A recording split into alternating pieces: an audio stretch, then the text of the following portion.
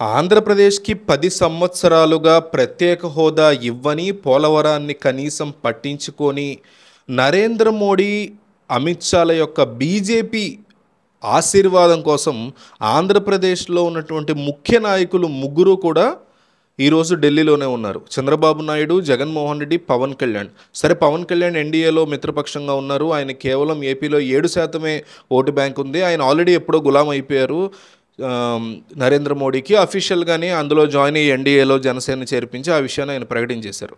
దాని గురించి తర్వాత చూద్దాం. వీళ్ళిద్దరూ ఎవరితో బీజేపీ పార్టీ ముందుకు వెళుతుంది, ఎవరితో పొత్తుని అఫీషియల్గా అనౌన్స్ చేస్తుంది అనేది ఈరోజు ఆంధ్రప్రదేశ్తో పాటు ప్రపంచంలో ఉన్న తెలుగు వాళ్ళందరూ కూడా ఎదురు చూస్తున్నటువంటి అంశం. ఎందుకంటే 2014లో జరిగింది మళ్ళీ రిపీట్ అవుతుందా, రిపీట్ చేద్దాము అనే ఆలోచనలో చంద్రబాబు నాయుడు ఉంటే 2014లో వీళ్ళ ముగ్గురు కలిసినట్టు మళ్ళీ గనక కలిస్తే తనకి డెఫినెట్లీ భారీ డ్యామేజ్ జరుగుతుందని, దాన్ని ఆపడం కోసం జగన్మోహన్ రెడ్డి విశ్వ ప్రయత్నాలు చేస్తున్నారు. ఢిల్లీలోనే ఆయన మకాం వేశారు. ఈరోజు నరేంద్ర మోడీని పార్లమెంట్లో కలిసినటువంటి సందర్భం, ఆ తర్వాత నిర్మలా సీతారామన్ను కూడా ఆయన కలిసినటువంటి పరిస్థితి ఉంది. అయితే ఇందులో ఎవరి పక్క నిలబడ్డారు మనకి ఒకసారి కరెక్ట్గా అబ్జర్వ్ చేస్తే అమిత్ షా చంద్రబాబు నాయుడు వెనక నిలబడ్డారని అనిపిస్తుంది. జగన్మోహన్ రెడ్డి మోడీ వెనకాల నిలబడ్డారని అనిపిస్తుంది. అంటే జగన్మోహన్ రెడ్డితో ట్రావెల్ చేయాలని నరేంద్ర మోడీ ఆలోచిస్తూ ఉంటే, మరోపక్క చంద్రబాబుతో ట్రావెల్ చేయాలని అమిత్ షా ఆలోచిస్తున్నారు. అమిత్ షా ఎక్కువగా బీజేపీ పార్టీ యొక్క రూట్స్, వేర్లు అన్నీ కూడా ఆంధ్రప్రదేశ్లో ఎట్లాగైనా సరే అడుగు పెట్టేలా చేయాలి, అది పొత్తుతో కావచ్చు, ఇంకోరాగా కావచ్చు అని ఆలోచిస్తూ ఉంటారు. బీజేపీని డెవలప్ చేయాలి ఆంధ్రప్రదేశ్లో అని. అది ఆయన బాధ్యత కూడా. ఎందుకంటే పార్టీకి ముఖ్య వ్యక్తిగా ఉంటూ ఉంటారు ఆయన, జేపీ నడ్డాతో సమానంగా. ఇంకొక పక్క నరేంద్ర మోడీ యొక్క ఆలోచన ఎట్లా ఉందంటే, జగన్మోహన్ రెడ్డికి సపోర్ట్ ఆయన ఎందుకు చేస్తున్నారంటే, గడిచిన 4.5 సంవత్సరాలుగా జగన్మోహన్ రెడ్డి తమ యొక్క పార్టీకి పార్లమెంట్లో బేషరతుగా సపోర్ట్ ఇస్తున్నారు. నిజానికి చంద్రబాబు కూడా ఇచ్చేవారు అప్పట్లో, బట్ ఆయన ఎన్డీఏలో ఉండి ఇచ్చారు, ఈయన బయట నుంచి ఇస్తున్నారు.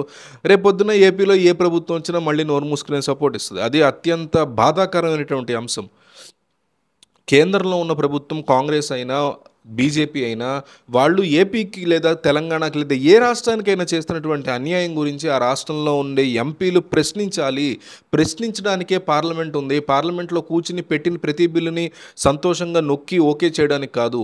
కానీ వైసీపీ ఎంపీలైనా టీడీపీ ఎంపీలైనా ఎటువంటి బేసిజాలు లేకుండా, ఎటువంటి ప్రశ్నలు వేయకుండా, డిబేట్లు కూడా పెట్టకుండా వాళ్ళు అడిగినట్టుగా వీళ్ళు స్విచ్లు నొక్కి వాళ్ళ బిల్లుని పాస్ చేసి వస్తూ ఉంటారు.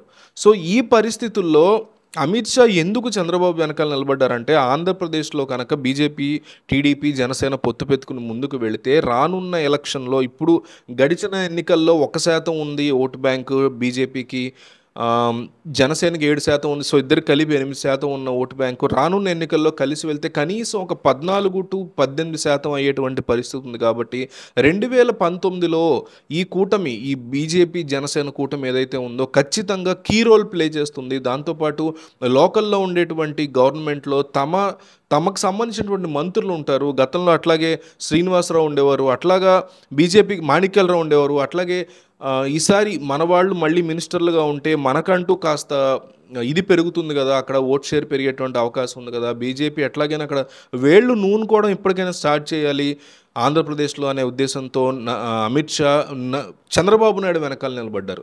అయితే నరేంద్ర మోడీ మాత్రం జగన్మోహన్ రెడ్డి వెంటే ఉన్నారు. ఎందుకనేది మనం ఇందాకే చెప్పుకున్నాము. ఈ 25 మంది ఎంపీల్లో జగన్ ఒక 17 గెలిచినా, ఈసారి 5 గెలిచినా లేదా 20 గెలిచినా ఇన్నాళ్ళు ఇస్తున్నట్టుగా ఎటువంటి క్వశ్చన్స్ లేకుండా సపోర్ట్ ఇస్తారు. కాబట్టి చంద్రబాబు గెలిచినా కూడా సపోర్ట్ ఇస్తారు. కాబట్టి ఇదివరకు చంద్రబాబు నాయుడు తనని నానా మాటలు అన్నటువంటి క్రమంలో, ఎన్నో రకాలుగా మోడీ ఓడిపోతారని చంద్రబాబు నాయుడు ప్రచారం చేసినటువంటి క్రమంలో చంద్రబాబుకి మోడీకి మధ్య ఒక ఊహించని అగాధం ఏర్పడిందనేది చాలా స్పష్టంగా కనిపిస్తుంది. ఆంధ్రప్రదేశ్కి వచ్చినప్పుడు కూడా నరేంద్ర మోడీ అనేక సార్లు పోలవరాన్ని ఏటీఎంగా చేసుకుని చంద్రబాబు నాయుడు ఏ విధంగా చేశారు అనే దాన్ని ఆరోపణల రూపంలో చెప్పుకుంటూ వచ్చారు. సో ఒక పక్క అమిత్ షా కంప్లీట్గా చంద్రబాబు చెప్పిన దానికి యాక్సెప్ట్ చేస్తూ పొత్తు పెట్టుకోవాలి అని ఫిక్స్ అవుతుంటే, మరోపక్క నరేంద్ర మోడీ ఇది వద్దు, జగన్మోహన్ రెడ్డితోనే వెళ్దాము, లాస్ట్ ఎలక్షన్ లాగాని ఈ ఎలక్షన్ అతను గెలిచినా ఓడిపోయినా ఎంపీలు మనకే సపోర్ట్ చేస్తారు, ఒకవేళ చంద్రబాబు నాయుడు గెలిచినా కూడా వాళ్ళ ఎంపీలు కూడా మనకు సపోర్ట్ చేసేలా కావాలంటే గెలిచిన తర్వాత ఎన్డీఏలోకి తీసుకోవచ్చు, చంద్రబాబు నాయుడునైనా జగన్నైనా ఏపీలో ఉండే ఏ నాయకుడినైనా ఈజీగా లొంగ తీసుకోవచ్చు, నన్ను నానా మాటలు అన్నా లేదంటే బీజేపీ ఈరోజు ఈ పరిస్థితికి రావడానికి కారణమైనటువంటి చంద్రబాబుని ఎన్డీఏలోంచి సడన్గా బయటకు వచ్చేసినటువంటి చంద్రబాబుని మళ్ళీ అంగీకరించడానికి నేను ఒప్పుకోను అనేటువంటి ఫీలింగ్లో నరేంద్ర మోడీ ఉంటే అమిత్ షా ఏమో ఈ రకంగా ఉన్నారు. సో ఒకళ్ళ వెనకాల ఒకళ్ళు నిలబడ్డారు. జగన్ వెనక మోడీ నిలబడితే చంద్రబాబు నాయుడు వెనక అమిత్ షా నిలబడ్డారు. అందుకే తమ్నేల్ కూడా అట్లా చేసాం మేము. సో వీళ్ళిద్దరిలో ఎవరితో బీజేపీ ముందుకు వెళ్ళే అవకాశం ఉంది, అమిత్ షా మాట నెగ్గుతుందా, మోడీ మాట నెగ్గబోతుందా అనేది మనం చూడాల్సి ఉంటుంది. సో పొలిటికల్గా ఇలాంటి అంశాల మీద ఇంట్రెస్ట్ ఉండేవాళ్ళు మీ ఫ్రెండ్స్లో చాలామంది ఉంటారు. వాళ్ళందరికీ ఈ వీడియో కింద షేర్ బటన్ ఉంది, అది క్లిక్ చేసి జస్ట్ కాపీ లింక్ అని కొట్టి ఆ లింక్ షేర్ చేయండి. లేదా ఈ లింక్ని మీ కాపీ చేసిన లింక్ మీ వాట్సాప్ స్టేటస్లో ఉన్న పెట్టుకోండి. చాలామంది అనాలిసిస్ని చూస్తారు. సో మీకు ఈ అంశం మీద ఉన్న పూర్తి పరిజ్ఞానంతో మీరు కూడా కామెంట్ వేయండి. మీకున్నటువంటి ఐడియాలజీని కామెంట్స్లో షేర్ చేసుకోండి. రానున్న భవిష్యత్తులో ఏపీ భవిష్యత్తు ఎట్లా ఉండబోతోంది, వీళ్ళిద్దరిలో ఎవరు సీఎం అవ్వబోతున్నారు, జగన్ లేదా చంద్రబాబు అనేది మీరు కామెంట్లో తెలియజేయండి.